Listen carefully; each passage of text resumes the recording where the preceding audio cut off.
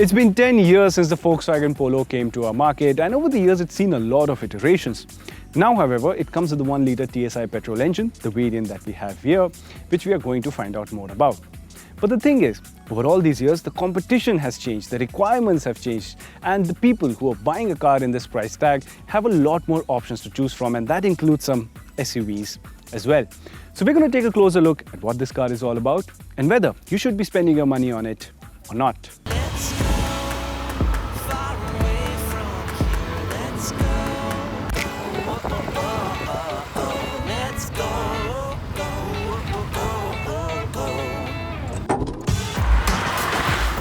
This Volkswagen Polo is perhaps the best iteration of the car that we have seen, and yet it looks largely similar to what it did almost a decade ago. And while looks are a subjective matter, I think the Polo looks handsome even today. And honestly, I think the design will look smart even after 5 years from now.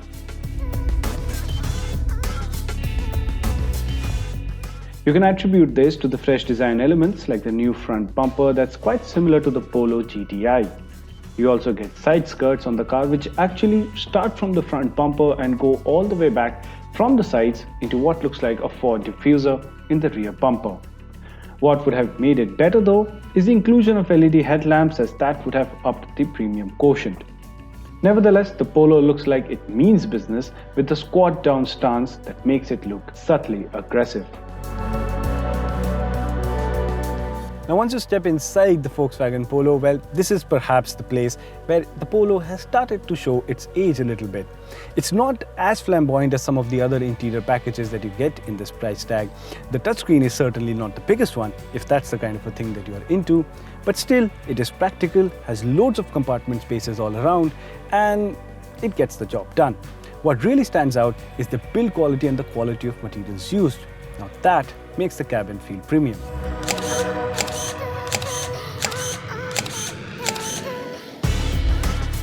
And while the screen is a tad bit small, it has a great response and supports Android Auto and Apple CarPlay. Also, the Polo is packed to the brim with features which includes things like cruise control, cooled glove box, automatic wipers, and a rear AC vent as well. But then again, it misses out on things like a wireless charging pad, which I can still understand. But it now also skips out on a rear parking camera, and skipping that is something that I don't get. And finally, coming to the space for rear passengers, well, it's decent at best. Now remember the part where I said that this is the best iteration of the Polo ever? Well, that's because of the engine that it has. It is smaller than before, it's now a 1-litre unit, it only has 3 cylinders, and yet it manages to put out 110 horsepower and 175 Newton meters of torque. And yes, that makes it as quick as you expect it to be. Now, to give you an idea, this new engine actually makes more power than the older 1.2-litre engine, and also more power as well as efficiency than the lower spec 1-litre MPI engine that is also offered on the Polo. So in simple words, it is a no-brainer that this is the engine variant that you should be buying. In terms of performance, well, this is a turbocharged unit, and as a result, the power actually starts kicking in post 2000 RPM, and the car really feels happy to be post the 3000 RPM mark. After that, you get a continuous surge of power right until almost 6,500 RPM. The engine feels refined, but you will notice that it's a 3-cylinder unit and not a 4-cylinder one, thanks to the thrummy sound that it has.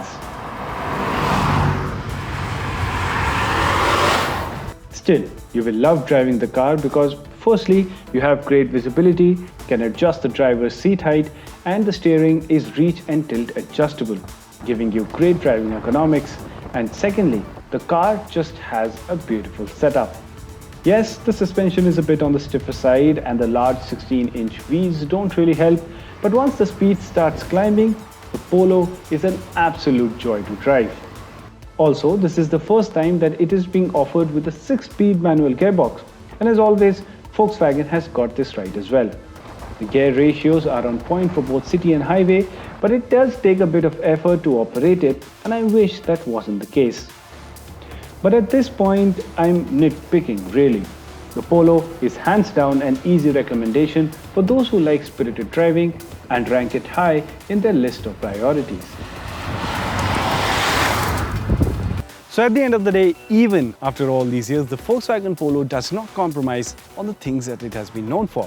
First and foremost, the build quality, fantastic. And secondly, the driving experience. The Polo, even after all these years, is still one of the best driver's car in this budget. And if these are the things that you're looking for, well, look no further than the Volkswagen Polo.